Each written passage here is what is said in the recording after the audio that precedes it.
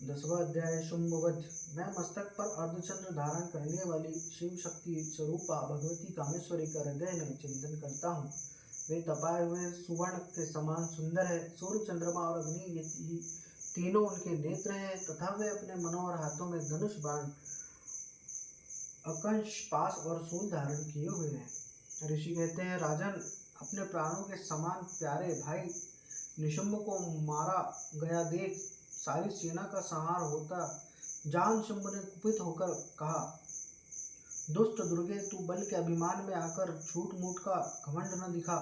तू बड़ी माननी बनी हुई है किंतु दूसरी स्त्रियों के बल का सहारा लेकर लड़ती है। देवी बोली, ओ दुष्ट, मैं अकेली हूँ, इस संसार में मेरे सिवा दूसरा कौन है। देख, ये मेरी ही विभूतियाँ हैं, अतः मुझमें ही प्रवेश कर रही है। तदंतर ब्रह्माणी आदि समस्त देवी अंबिका देवी के शरीर में लीन हो गई। उस समय केवल अंबिका देवी ही रह गई। देवी बोली, मैं अपने ऐश्वर्य शक्ति से अनेक रूपों में यहाँ उपस्थित हुई थी।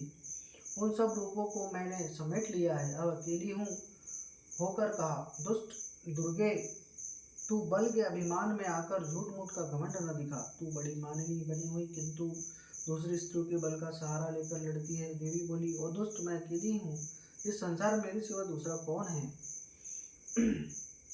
मैं अपने ऐश्वर्य शक्ति से अनेक रूपों से यहाँ उपस्थित हुई हूँ, सब रूपों में मुझे समेट लिया है, वह अकेली युद्ध में खड़ी हूँ, तुम भी स्थिर हो जाओ। ऋषि कहते हैं, तदंतर देवी और शुंभ दोनों ने सब देवताओं तथा दानवों को के देखते देखते भयंकर युद्ध छिड़ गया। बाणों की वर्षा तथा तीखे शस्त्रों एवं दारुण अस्त्रों के प्रहार के कारण उन दोनों का युद्ध सब लोगों के लिए बड़ा भयंकर प्रतीत हुआ।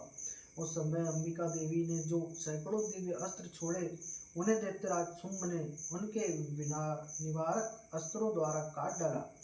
इसी प्रकार शुंभ ने भी जो दिव्य अस्त्र चलाए, उन्हें परमेश्वरी ने भयंकर हुंकार शब्द के उच्चारण आदि द्वारा खिलवाड़ में ही नष्ट कर डाले। तब उस असुर ने सैकड़ों बाणों से देवी को आच्छादित कर दिया। यह क्रोध में भरी हुई उन देवी ने भी बाण मार कर उसका धनुष काट डाला। धनुष कट जाने पर फिर दैत्यराज ने शक्ति हाथ में ली, किंतु देवी के चक्र से उसके हाथ की शक्ति को काट गिराया। तत्पश्चात दैत्य के स्वामी शुंभ ने 100 चांद वाली चमकती हुई ढाल और तलवार हाथ में लेके उस समय देवी पर धावा किया। उसके आते ही चंडिका ने अपने धनुष से छोड़े हुए तीखे बाणों द्वारा उसकी सूर्य किरणों के समान उज्जवल ढाल और तलवार को तुरंत काट गिराया। फिर उस दैत्य के घोड़े और सारथी मारे गए। धनुष तो पहले ही कट चुका था, अब उसने अंबिका को मारने के लिए उद्यत हो भयंकर मुद्गर हाथ में लिया। मुद्गल उसे आते देख देवी ने अपने तीक्ष्ण बाणों से उसका मुद्गल भी काट गिराया। जिस तरह 30 पर भी वह असुर मुक्का तान तथा बड़े वेग से देवी की ओर झपटा।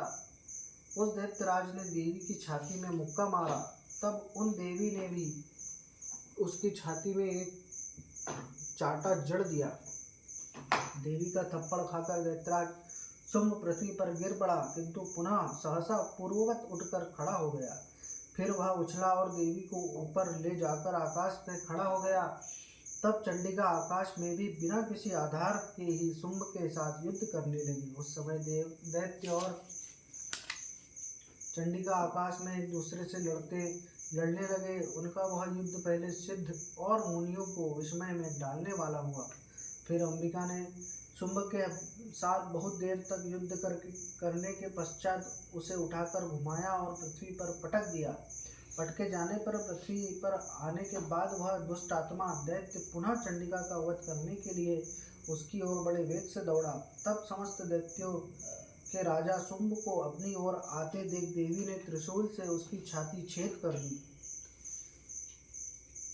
कर उसे पृथ्वी पर गिरा दिया। देवी के शूल की धार से घायल होने पर उसके प्राण पखेरु उड़ गए और वह समुद्रों, द्वीपों तथा पर्वतों सहित समूची पृथ्वी को कपाता हुआ भूमि पर गिर पड़ा।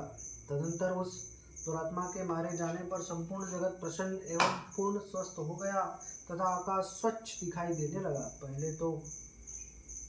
पहले जो उत्पन्न सूचक मेघ और उल्कापात होते थे वे सब शांत हो गए, और तथा उस दैत्य के मारे जाने पर नदियां भी ठीक मार्ग से बहने लगी। उस समय शुंभ की मृत्यु के बाद संपूर्ण देवताओं का हृदय हर्ष से भर गया, और गंधर्व गण मधुर गीत गाने लगे। दूसरे गंधर्व बाजे बजाने लगे और अप्सराएं नाचने लगी। पवित्र वायु बहने लगी, सूर्य की प्रभा उत्तम हो गई, अग्निशाला की बुझी हुई आग अपने आप प्रज्वलित हो उठी तथा संपूर्ण दिशाओं में भयंकर शब्द शांत हो गया। इसी प्रकार मार्कंडेय जी पुराण में सार्वणिक मन्वंतर की कथा के अंतर्गत देवी महात्म्य में शुभ वध नामक 10वां अध्याय पूरा हुआ। बोलो दुर्गे मैया की जय।